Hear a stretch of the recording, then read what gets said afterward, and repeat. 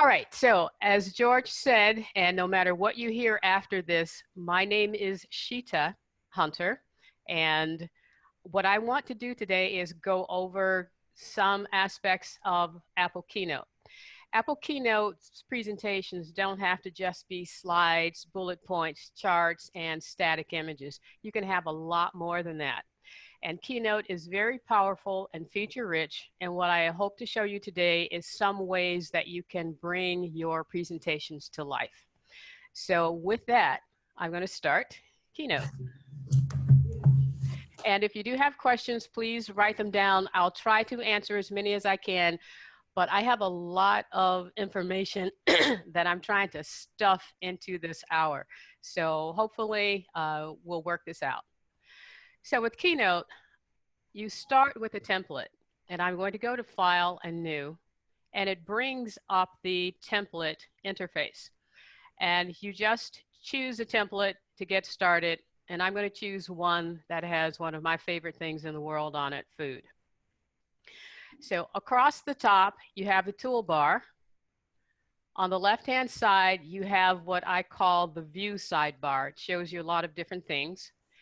And on the right-hand side here, now, George, can you see that? All right, yes. I see it on the screen. All right, so yes. This is the inspector on the right-hand side. And depending on what you have selected in your slides, the inspector will show different things. And also, it's just as important what you don't have selected, and that will dictate what the inspector does and does not show. So I started off with this slide theme. It's called Renaissance. And what I did not get a chance to show you is that you can pick standard or widescreen. I picked widescreen. And I'll be able to show you that again in a minute. So looking at the interface, the first thing that I wanted to show you after you select a theme is that if I go over on the left-hand side to the View menu, I want to select Edit Master Slides. When you select a theme, you have all kinds of master slides that are inside of this theme. These master slides contain placeholders for images, they contain text fields, and all of this is formatted for you to easily select something that you like and start working on it. You can also edit these master themes. You can edit them and create your own, and then save your own as a theme that you can use in Keynote if you decide that you don't like these and you just want to create your own. So you can save your own. So I wanted to show you this, and this, I want to get out of this. There's two ways to get out of this. You can select Done down in the lower right-hand corner, and you can also go back up to the View menu, and you can select Exit Master Slides. So there's a lot in the themes. There's not just a blank page with text sitting here. So I want to go over to, the inspector side for a second. Because when you start off in Keynote, you're given a title slide and a subtitle. So this is the very first slide, or very first slide that you can start off with. Now, knowing that we never ever change our mind about things, what if you decide, well, I don't want to work with this master layout. I want to choose another one. So over on the right-hand side in the inspector, I can select the Change Master button so that, okay, maybe I want to start with a slide with a very large image and text at the bottom. Well, maybe not. Maybe I want to start with something that looks like this. So the idea here is that your first decision, which probably won't be your only decision, is not cast in stone. It is flexible. You can change it to whatever you want. And then what if I decide, well, I really don't like this theme. I want to start with a blank slide because, or a little more blank, because maybe I just don't know exactly what I want to do. And that is a very valid starting point because most of the time you don't. So what if I want to actually change the theme that I'm using? So I'm going to go back over to the inspector, and this time I'm going to select the document icon in the upper right-hand corner. And below in the inspector area, you have document and you have audio. I want to change the theme. So now the theme panel opens back up, and you can see you have standard size and wide screen size theme. So I want to start off with the white theme, and when I select choose, it changes the theme that I'm working on. So anything can be changed. Keynote is very flexible in how you can work with your documents. So starting with this, I'm going to change some things. This is a template. On this template, you have a placeholder, image placeholder. You have text placeholders. And I want to start by editing text. So I'm going to double click inside the large text frame, and I'm going to select or enter going to NMUG. Now, I don't necessarily like this font. I want to change it. So I'm going to select it. Going over to the inspector on the right-hand side, I'm going to click on Format, and now I get the options to edit the text. The text that I want to use is Avenir. The style is going to be black, and I'm going to do a couple of other things, but the point size is going to be 112 points. I want the alignment centered, and the rest of the options I'm going to leave as is. So the theme that I want to have here for my presentation is that I'm going to Naples. So I'm going to add a map. I'm going to add a little interactivity to it, and I'm going to add some photos and add a little interactivity to that. Sounds good? Yep. Thank you. All right. So from here, I've selected the text. I've styled the text the way I want it styled. Now, looking over on the right-hand side, you see title and you see an asterisk to the right of it. That means that I've changed the paragraph formatting that's within this theme. I want to change the paragraph formatting on purpose. So over on the right here, if you'll see the update button, if I click update, it now takes in the style that parameters that I set, and every master page that uses this text, it has now been changed to the style that I want it changed to.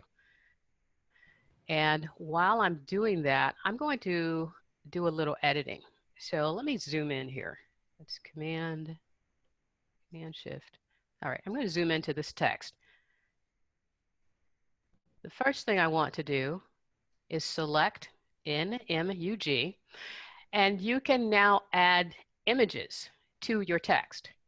So under the inspector, under text color, right here, text color, I'm going to select image fill. It immediately fills it with the default image, which I'm going to change. So if I select choose, I can then go to my computer and change to the image that I want to bring in. So if I select open, it brings in the image into the text, and I'm going to change the M, give that a text color, and that is going to be the Naples green. And close that. Actually, I'm not going to close it because I want to add a change here. With the text, you can add an image, you can add a color, you can also add a gradient. So I'm going to select advanced gradient. You have gradients, but you also have advanced gradients where you can actually choose your colors and fill in. So I want the first color to remain the blue, but I want the second color, and what I'm doing is I'm clicking on the color stops. This is the left color stop. I want to click on the right color stop And I want to bring in a sort of a orangey red color. And what I'm going to do now is change the angle so that the angle goes from left to right. And I'm also going to drag the midpoint right here and drag it over. So now, actually, I want a little more sunshine and a little less cool. All right, so now I've added a color gradient. So you can add gradients, you can add images, and you can add any colors that you like to text as well. I'm going to click on the text below, and I'm going to type in where the fun never stops. Okay. I'm going to select that. Thank you. I wanted that laughter. I want to select that. I'm going to give that the Naples green. Let's close that out now. And let's zoom out. Fit slide. So I have a little color to my text here. Now I'm going to add my own image.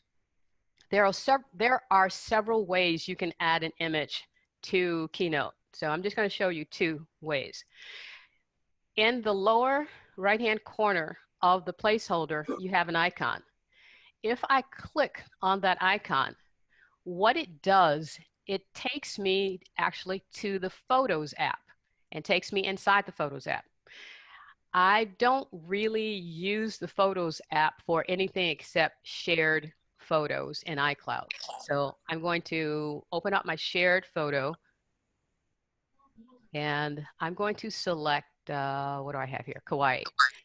So if I want to bring in an image that I have stored somewhere in Photos,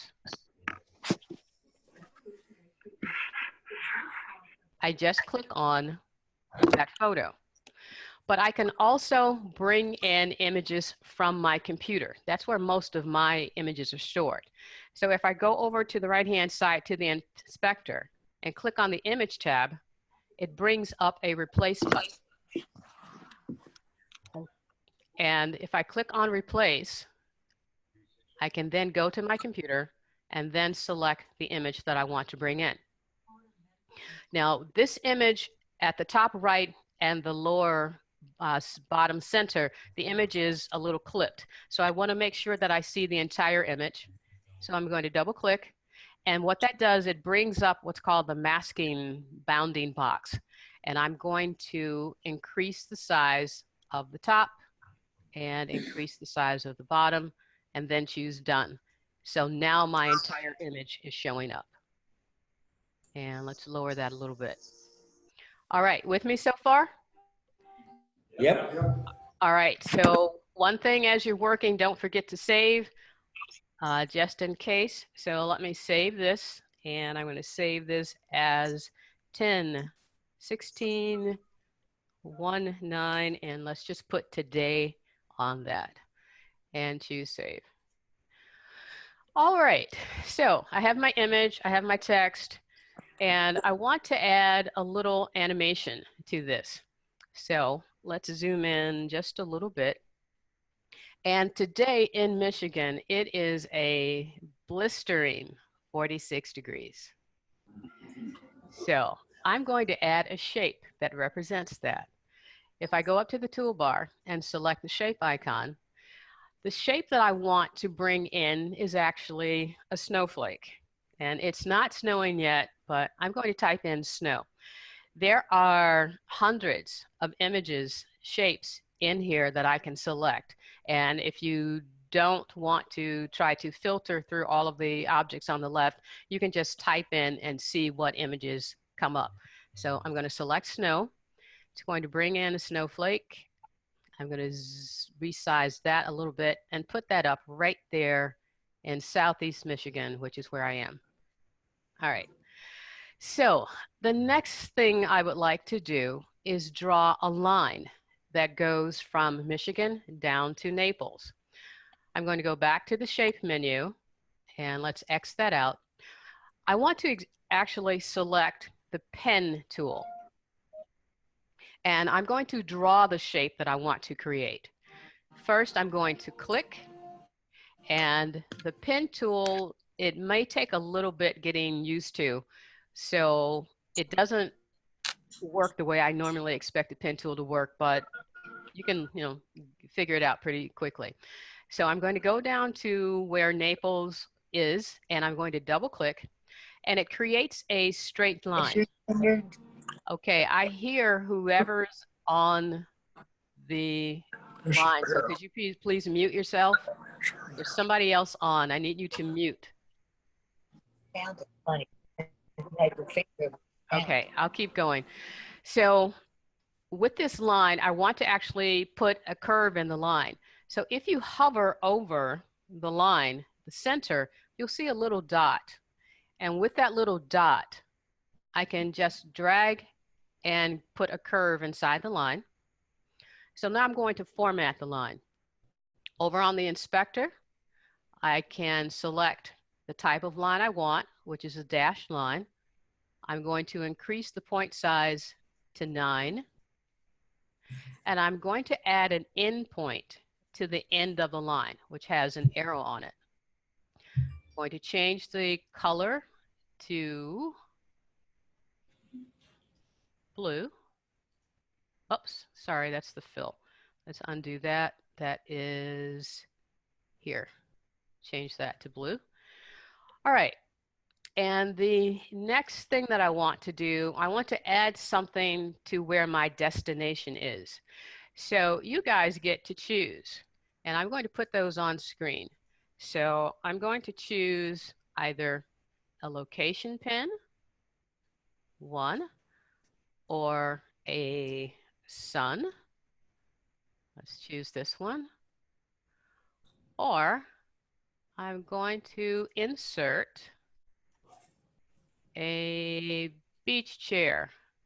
Whoa, that's large. So let's bring you down. And oops, let me grab that, shrink you down, bring you over. That's what we need there. All right, so audience choice. Which do you want? A pen, the sun, or a beach chair? Okay, yell out. Beach. Beach chair. Beach All right, chair. beach chair. All right, so we're going to use the beach chair. So I'm going to put the beach chair here, and I'm going to say goodbye. Uh-oh. I'm going to say goodbye to you two. All right, so now the next thing I want to do is add animation. I have my map, my snowflake, my line, my beach chair, and I have text. So I'm just going to start arbitrarily with one. I'm going to click on the snowflake, and over on the inspector, I want to click on the animation tab. This is where I add animation to and decide how this is going to look. So in the inspector, it says build in. Build in means what are you going to do first? So I'm going to add an effect. And that effect I want is flip. So I'm going to flip that. And what you see, and let's see if I can zoom in on that a little bit. What you'll see is that the snowflake will flip around. Okay. All right, so let's go back and fit slide. The next animation that I want to add is to the line. Same, go over to the inspector, select animation, add an effect. Now this effect only appears in the inspector when you have a line. You can't put this animation on a shape. So I'm going to select line draw. And what you'll see, it'll draw a line from the beginning to the end. And you have parameters here. So I can tell it how long I want the duration to last, whether I want it to start to end or end to start. So I'm going to leave it at start to end. I also want it to include the endpoints, and the acceleration is going to be ease in and ease out. So what does ease in and ease out means? It means I want you to start slowly, accelerate, and then end slowly. So it gives it a smooth transition. For order, I'm not going to change order yet until I've done animating all pieces. And with the beach chair, I'm going to do the same. Add an effect. The effect I want will be blinds. And so I'm going to tell it to start from bottom to top. And preview, this is what that's going to look like. And the duration is going to be 1 second, bottom to top. Right now the order is 3. I'm just going to leave that as is. I'm going to click on the first type. I'm going to add an effect. I want that effect to be fade and scale. I'm going to set the duration to just 2 seconds. Scale, I'm going to leave it as is and leave all of those parameters as is. For the second text, I'm going to add an effect. I want that to squish. So that's how that's going to come in. And my remaining animation is my map. So I'm going to click on my map, add an effect, and I want that to dissolve in like that. All right, so we have animation on all of our objects. I'm going to just click on my map for a second, and I want to zoom in just enough so you can see what happens here. Okay, so now down at the bottom of the inspector, you see build order. So let me zoom back out a little bit. I'm going to select build order. And build order in the panel, it shows me the order that I animated all of my objects. I started with the snowflake, then went to the line, then beach chair, going, where, and the map. This is not the order that I want these items to animate in. I want the map to animate first. So I'm just going to take the map and drag it to the top of this pane. And so now it's at the top. And actually this was right there for a second. So the idea is to create all of this animation and to also have this animation enact without me clicking the mouse. Because right now, if I set this as a slideshow, everything will happen when I click the mouse. I don't want to do that. I want it to happen on its own. So the map, I want it to start after transition. The snowflake, I want it to start after build 1. Build 1 is the map. So I'm going to select after build 1. So what happened is that it went and connected to the bottom of build 1. I want the line to start after build 2, which is the snowflake. So as I choose these and tell them when I want them to start, which is after the build above, it connects to the build above. And after that, so one thing that you have to do when you are creating an animation is that you have to test it a lot to make sure that things are in the order you want them to be in. So whoops, and don't accidentally drag your mouse somewhere after build 1. Okay, so let's save this and let's take a look. Let me click on this for a second. So this is going to start after. There's one more thing. I'm going to click actually on the slide on the left-hand side. And if I look over on the right-hand side where it says start, it says start on click. I want it to start automatically. And I want that to delay to be half a second. So now let's play and see how this looks.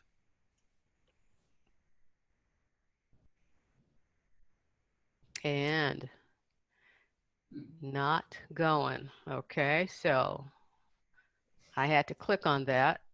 I'll fix that.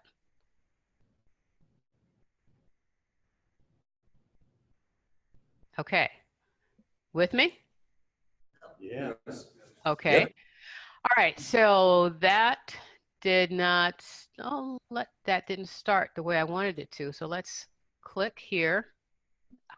what didn't happen is I had to click in order to start that. So I don't have something set. So with the slide selected on the left-hand side, even though it says start transition automatically, I have not added a transition. So I have to select add effect. I want that effect to be dissolve. And I want that to start automatically. So let's play that again to make sure that works. And it should start automatically, and it is not starting automatically again. So why? Duration 1.5 seconds. Make that duration 1.0. Preview. Okay, and let's try that one more time. If it doesn't this time, I'm just going to keep going and play. And come on. 1, 2, 3. It is not showing, and I don't know if it's because I am recording this. Okay, but everything else plays once I click. So I'm going to go with the flow. All right, with me? Yep. Okay, cool. Thank you. I appreciate that. All right, so now the next thing I'd like to do is add slides that have photographs on them.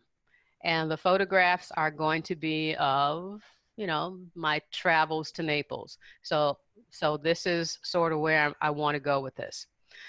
So what I need to do is come over to the left-hand side of the screen, and I need to select the Add Slide button here.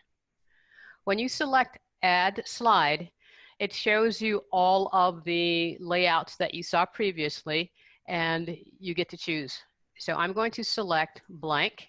It's going to give me a blank slide, and this is where I want to add some of my own things to them. So not in any particular order. The first thing that I want to add are other photos, about 6 other photos. So I'm going to choose the Insert menu and go down to Choose. And it's going to ask me, okay, well, where do you want to choose those images from? And that's going to be this set of 6 images. So now I choose Insert, and all 6 images are going to come in at one time and very large. So what I'd like to do is do a couple of edits on them fairly quickly. So from here, I go over to the Format menu, and I want to select the Arrange tab. So I'm over here, Format and Arrange. All of the images are selected, so I'm going to reduce them all down to 500 points at one time.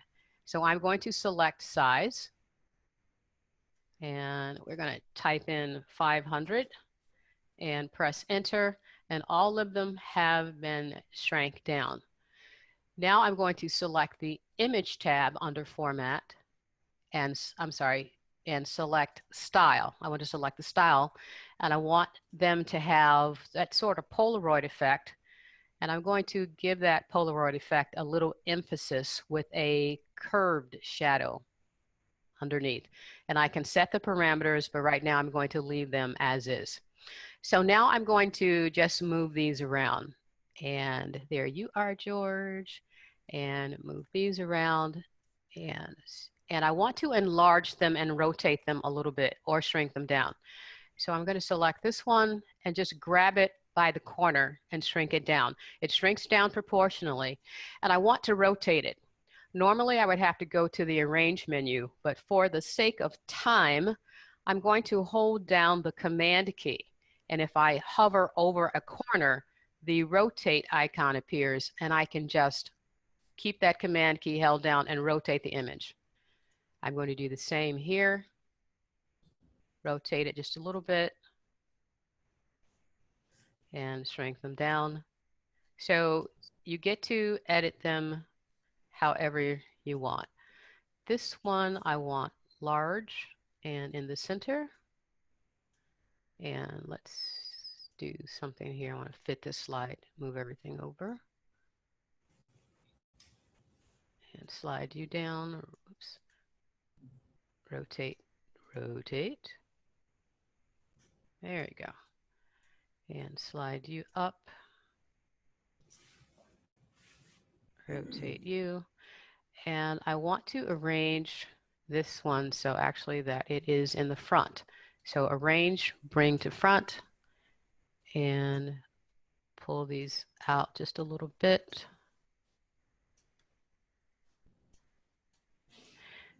And the last thing that I want to do, I want to add a background to this. So I'm going to go to the shape menu and let's take that off. Add a shape. That shape comes into the back, and let's cover that over. And I'm going to arrange that and send it to the back. I'm also going to add a gradient to this shape. So over on the right-hand side to the inspector, I'm going to select Advanced Gradient Fill. I want to go from blue to yellow again. So I'm going to click the right-hand stop, give that a color, and I can change the angle if I want just by dragging. Now, you can save your gradient fills if you like that you create on your own. And to do that, over on the right-hand side, I clicked on the gradient fill icon. I could take the current gradient fill and I can drag it down into the gradient fill wells. And when I release it, it will fill in one of the existing default colors.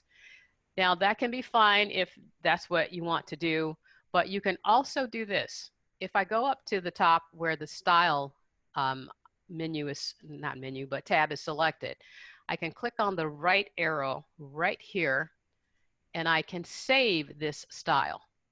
So if I want to use it later or use it in another project that I can create, I can have that available to me.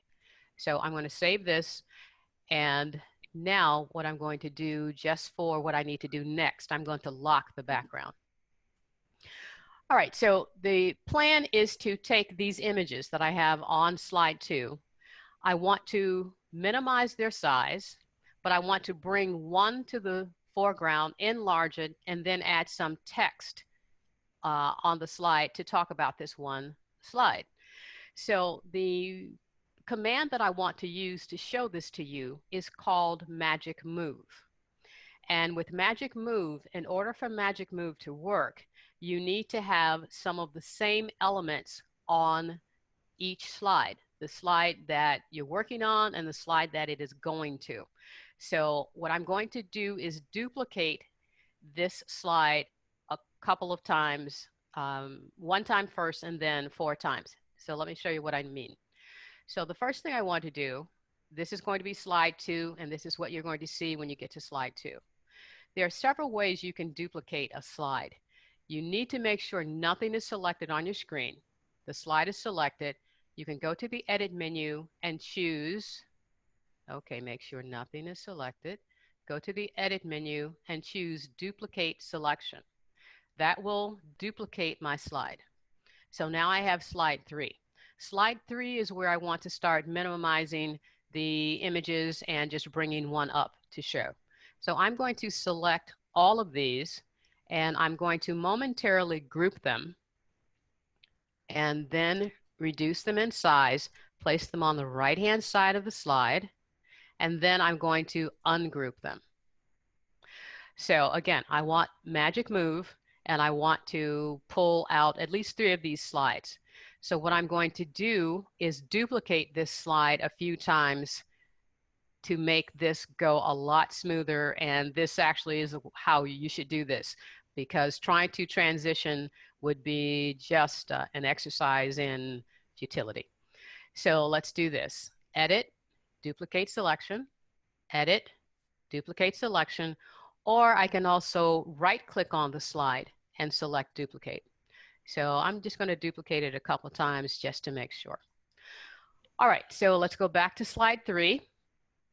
I'm going to click on my center image in my grouping and drag this over to the left, enlarge it, come on, enlarge, And I have some text that I've already saved for the sake of time that I'm going to copy and create a text box from.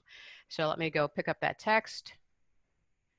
And let's select here. Whoops. Let's select all of this. Let's copy. Let's go back to Keynote. And in the toolbar, I'm going to click on the text tool. It's going to place a text box right in the center of my screen where you can't see it. So let's just paste that text in, and we're going to slide it over so you can see it.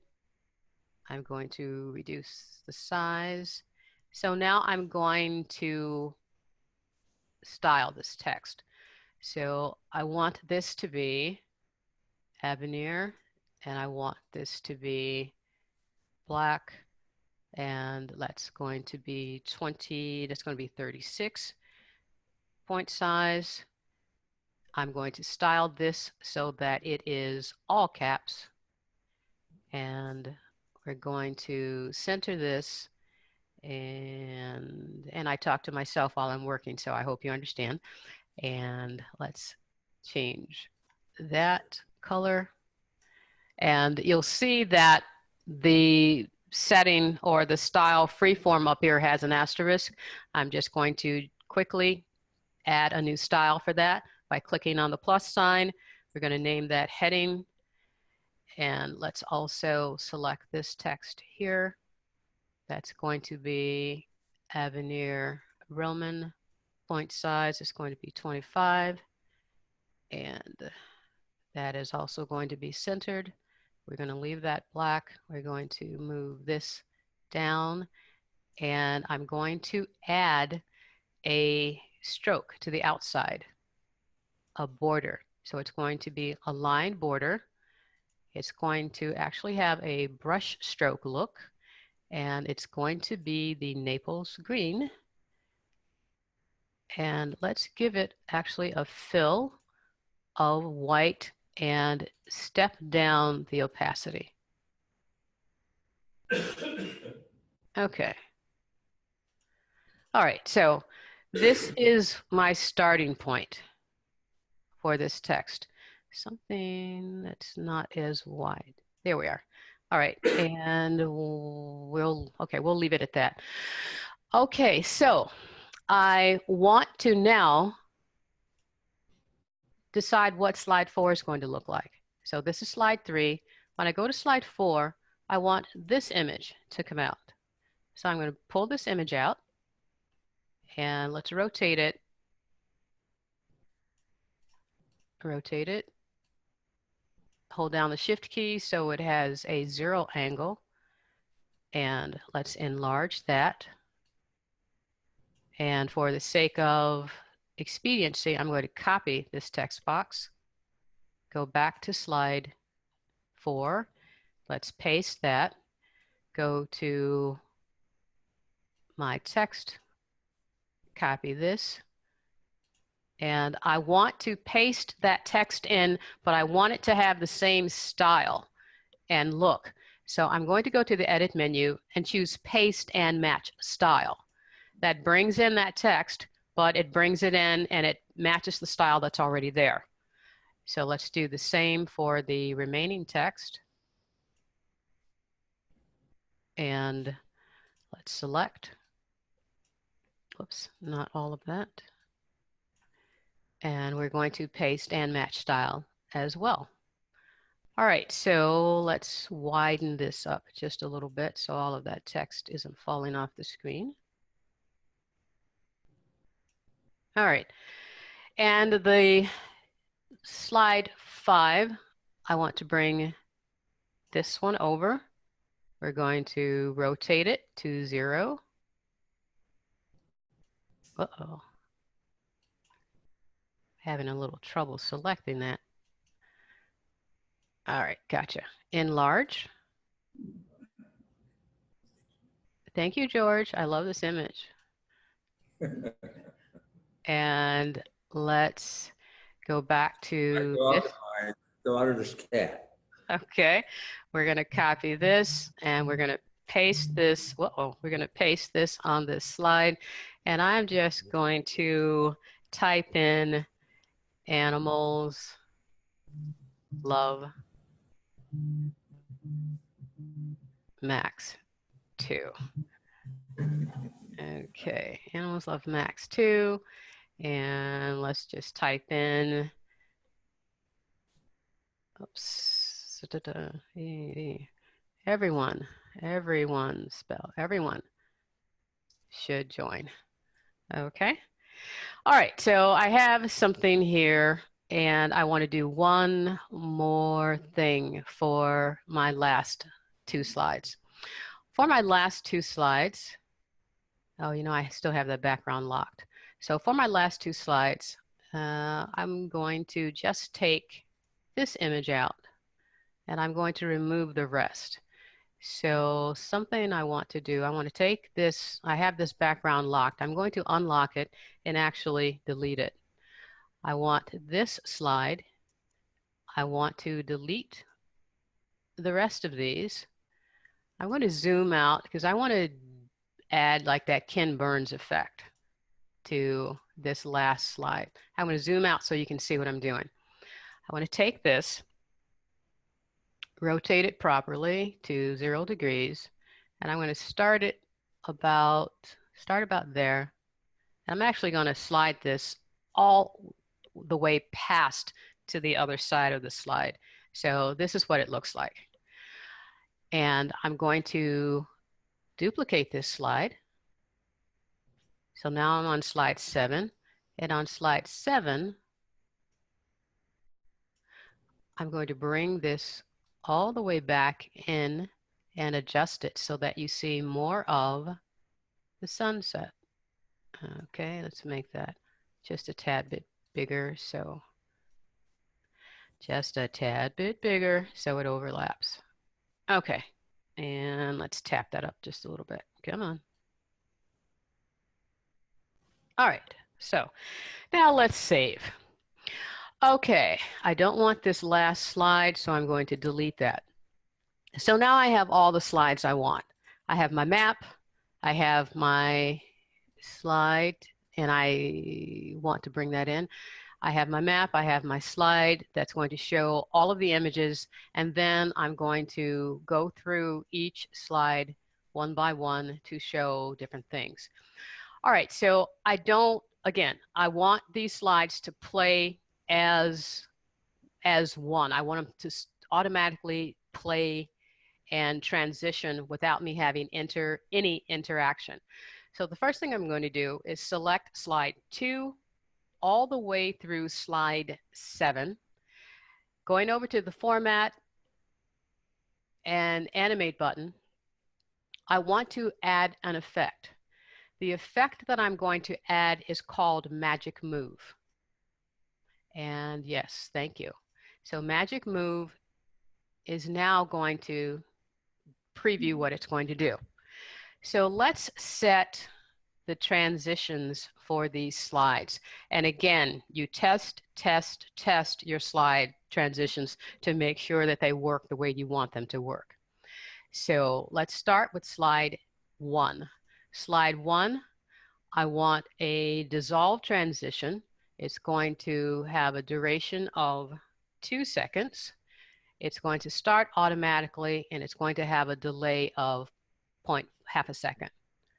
Slide 2 is going to have Magic Move transition, a duration of 2 seconds.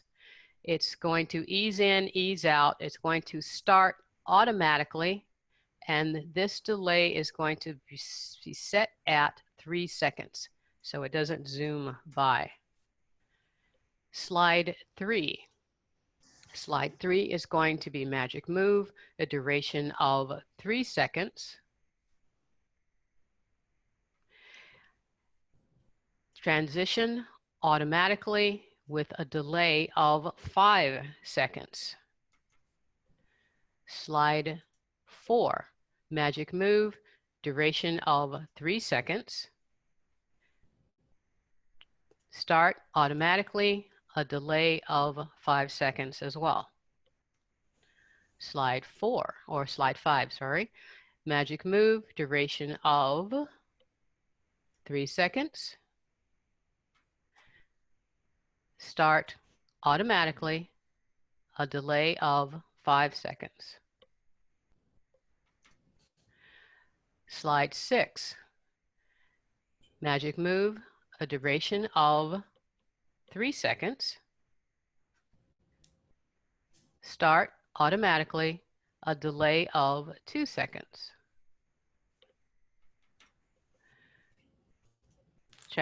Slide 7, magic move, duration of 3 seconds. Start automatically, a delay of 5 seconds. 5 seconds, 5 seconds, 5 seconds. And let's go for 3 seconds. Okay. Alrighty, save my work. Now, this one sort of didn't want to work before, but let's just try this slideshow anyway. All right, everyone, keep your fingers crossed, and let's choose play. All right, doesn't want to start. I'm going to click.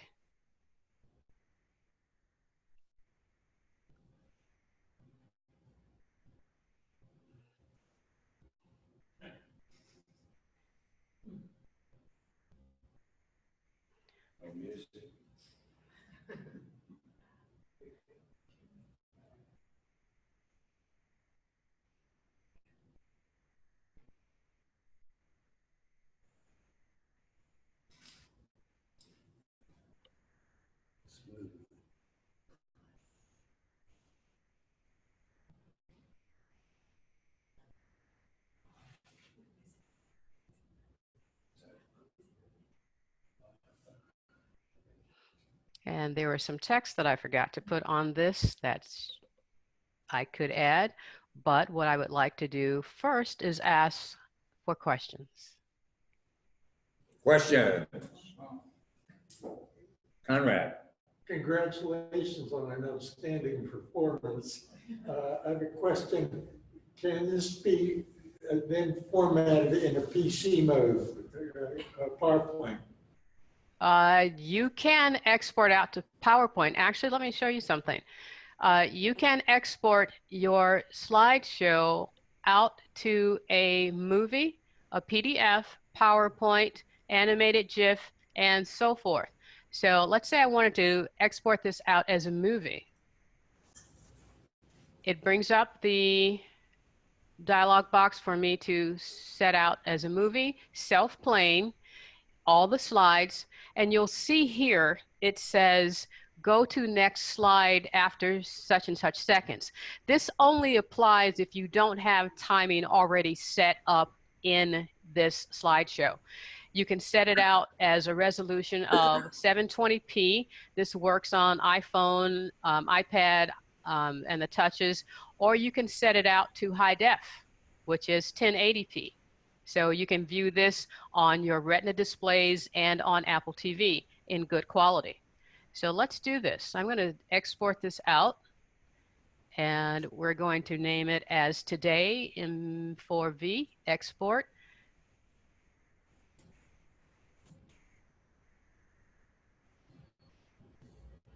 And thank you.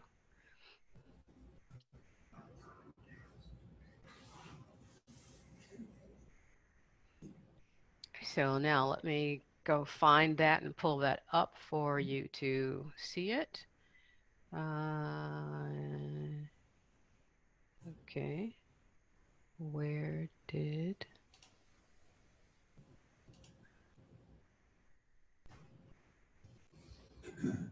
Okay. The question is, where did I save you? Sorry, I thought I saved it. Let me see where it went. If I, where did you go? All right, set one image. Okay, that's where you went. All right, so here you are. And let's open you up in QuickTime. And let's drag you over here. So here's the movie that I just exported out.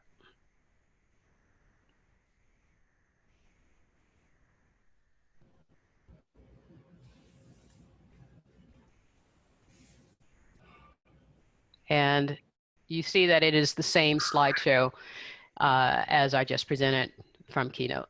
So I'm going to cut that off for the sake of time, and let's go hide this. And I did have actually I had some text that I wanted to place here where it says, what are you waiting for? But I would prefer to answer any questions that you have while I'm doing that. So. Scott, When I tried to export a Keynote presentation to PowerPoint, some of the transitions or animations were not always carried across exactly, either dropped out or changed. Yes. Expect that to happen because they are two different programs and not everything will translate from one program to the other.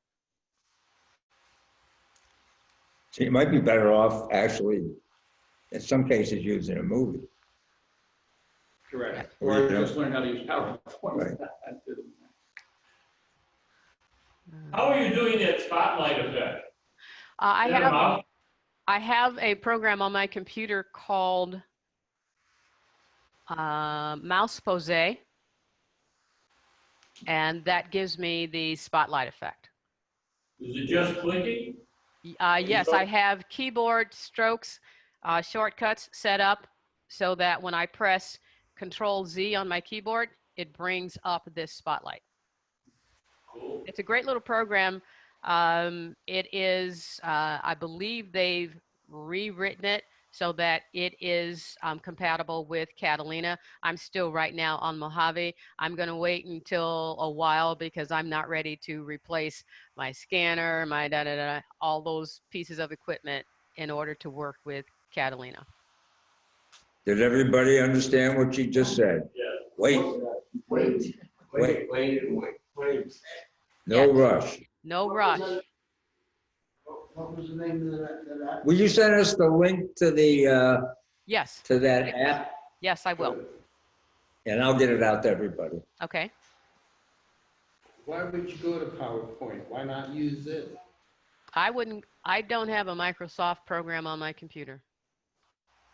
Could you perhaps export from Keynote to movie and then import the movie into PowerPoint?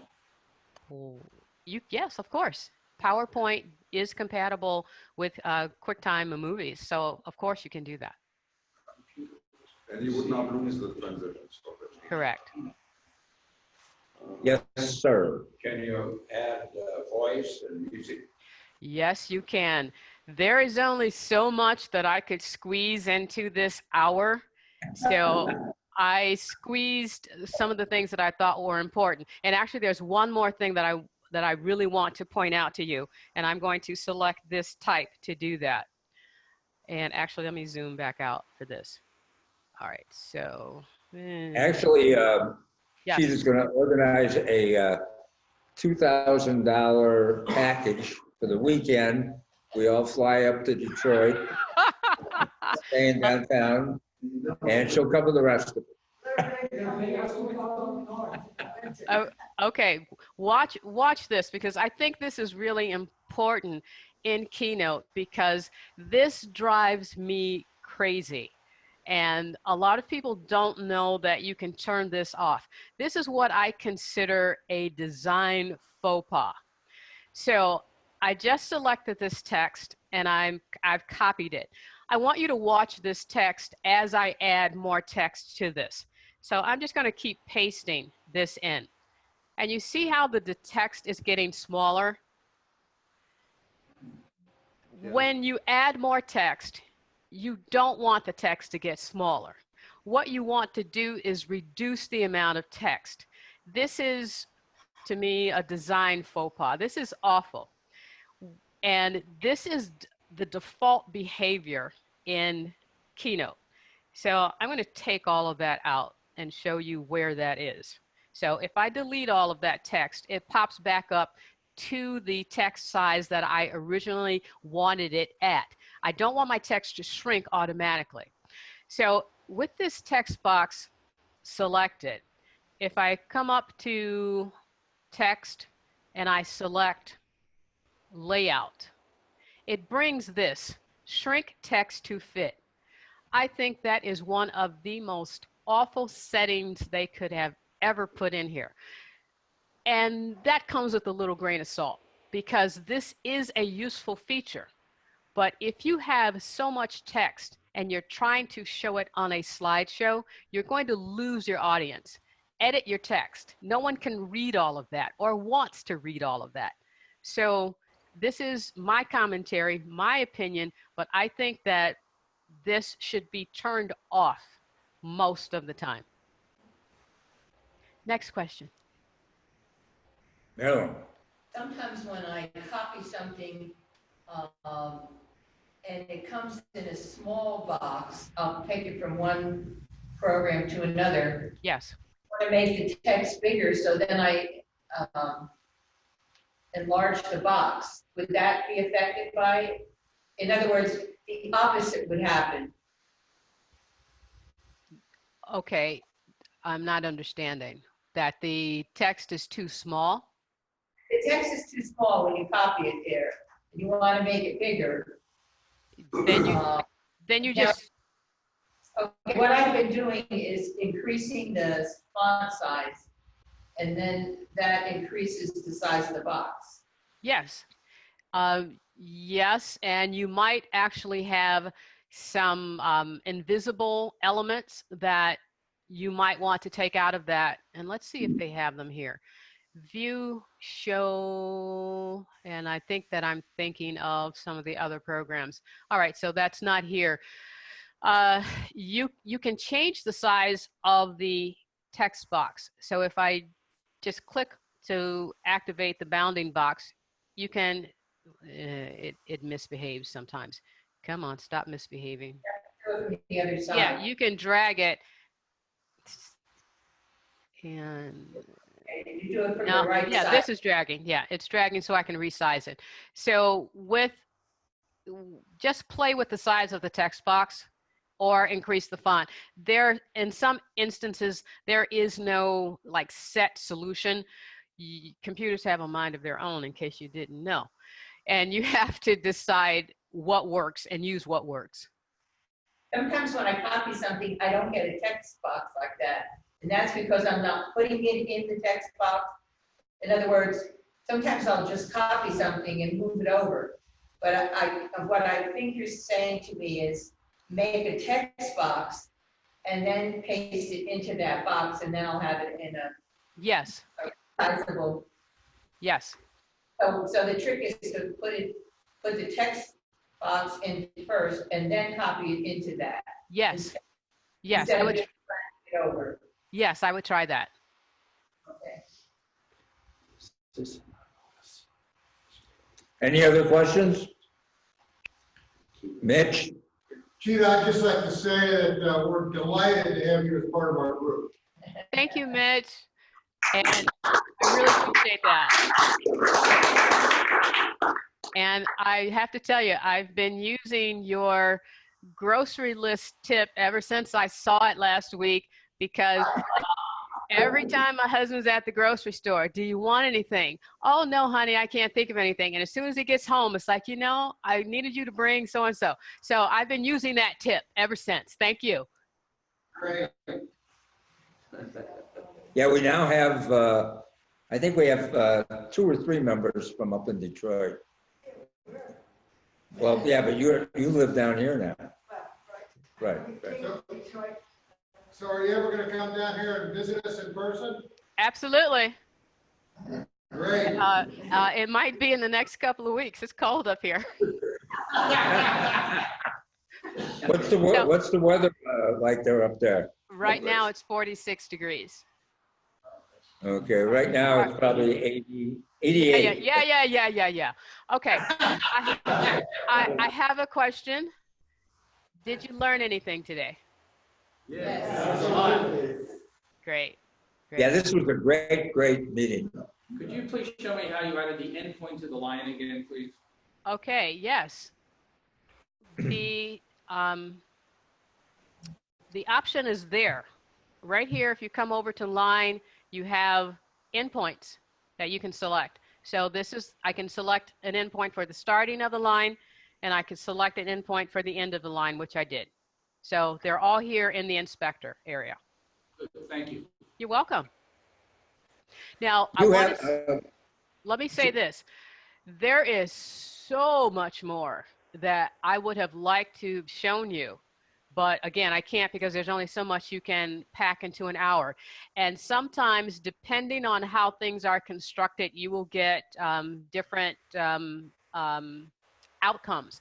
So at some point, I would love to maybe come back and do maybe just a video on one particular thing, but there's so much here. It is amazing. I haven't even shown you a quarter of what you can do with this program.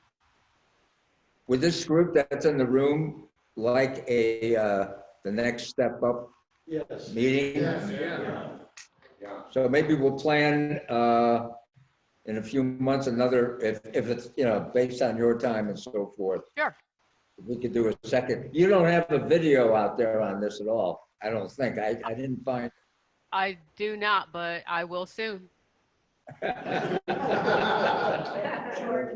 And by the way, I'm we are videoing the Videotaping. meeting. Why can't I pronounce that word? And it'll be available on our website in a few days. Somebody asked me if, how this would work on the iPad, and I've done these on the iPad.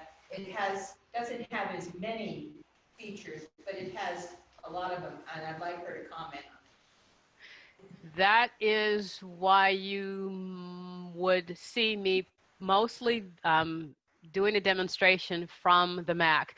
The iPad versions do have some of the capabilities, but not all of them. So you are limited. And even if I could save this up to iCloud where I could also edit it from my iPad. But to me, it's just so much easier and so much more robust to do this from the Mac that you would probably rarely, only if there was something that I knew was compatible on both sides, that I would do on the iPad. So that's not saying that I wouldn't use it, I would, but only in a limited capacity. There are far more features on the Mac than on the iPad. Yeah, if you're going to try it on your iPad or your iPhone, you might want to have a few drinks. Well, the